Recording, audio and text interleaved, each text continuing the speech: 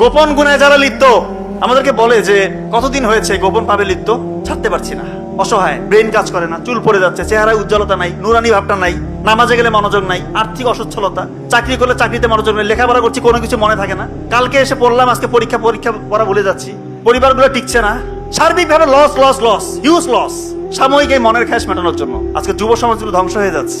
দয়া করে গোপন গুনাহ ছেড়ে দেন, নাহলে এমন ভয়াবহ অবস্থা বিরাজ করবে, মানে জাস্ট হেল, দুনিয়াও শেষ আখিরাতও শেষ। আল্লাহকে যদি হারান, এর থেকে বড় লস আর আমাদের জন্য কোনো কিছু হতে পারে? সব থেকে মানে বিগেস্ট লস। আল্লাহর সাথে আমার সম্পর্ক নাই, তাহলে কার সাথে আমার সম্পর্ক?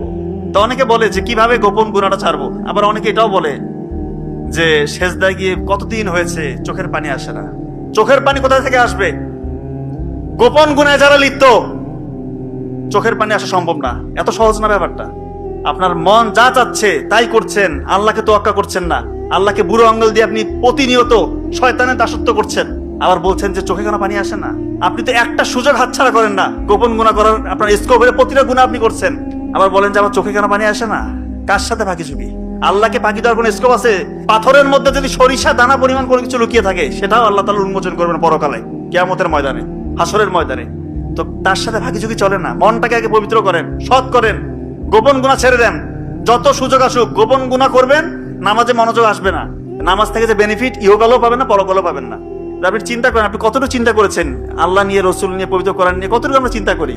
যদি সত্যি আমাদের আল্লাহর ভীতিটা থাকতো, তাহলে কি আমরা গোপন গুনাহ করতাম? আজকে যুব সমাজগুলো ধ্বংস হয়ে যাচ্ছে।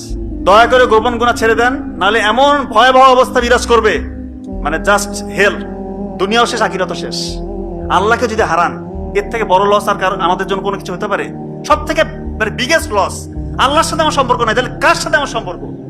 আমাদেরকে বলে যে কতদিন হয়েছে গোপন পাবে লিপ্ত, ছাড়তে পারছি না, অসহায়, ব্রেন কাজ করে না, চুল পড়ে যাচ্ছে, চেহারায় উজ্জ্বলতা নাই, নুরানি ভাবটা নাই, নামাজে গেলে মনোযোগ নাই, আর্থিক অসচ্ছলতা, চাকরি করলে চাকরিতে মনোযোগ নেই, লেখাপড়া করছি কোনো কিছু মনে থাকে না, কালকে এসে পড়লাম আজকে পরীক্ষা পড়া ভুলে যাচ্ছি, পরিবারগুলো টিকছে না, সার্বিকভাবে loss loss loss, huge loss, সাময়িক এই মনের খ্যাস মেটানোর জন্য। দয়া করে এগুলো ছেড়ে দেন, গোপন ইবাদত করেন, আল্লাহ তাআলা রাজি খুশি হয়ে যাবে ইনশাআল্লাহ।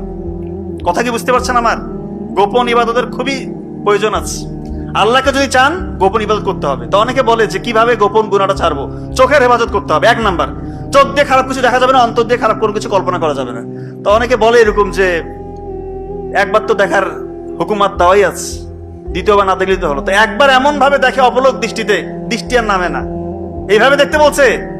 আল্লাহর সাথে ফাজলামি চলবে না। ভুলে যদি একবার কোনো ভাবে যদি আমি যেটা আমার অপোজিট সেক্সের প্রতি যদি চোখ পড়ে যায়, চোখটা নামাতে হবে।